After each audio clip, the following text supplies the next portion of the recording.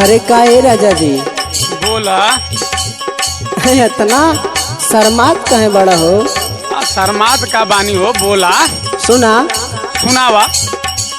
हमसे का राजा ला जाला हो, अरे ला जाला हो, हमके कोरवा उठाला।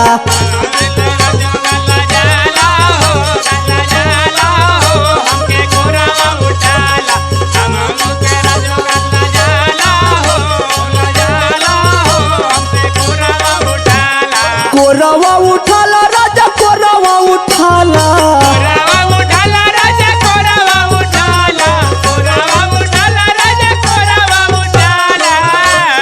लगही तू अपना सुताला हो, अरे सुताला हो, हमके कोरवा उठाला।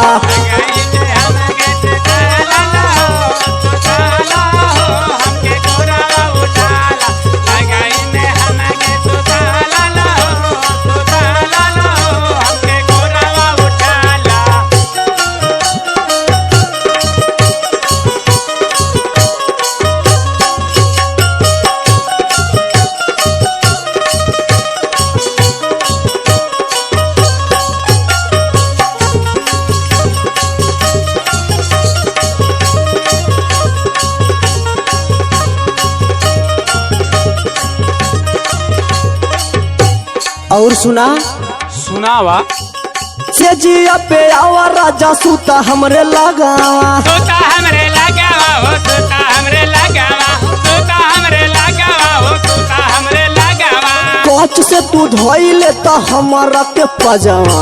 हमारा के पजरा हो, हमारा के पजरा, हमारा के पजरा हो, हमारा के पजरा। सेजिया पे आवा राजा, सूता हमरे लगावा। कोच से तू धोइले तो हमारा के पजावा।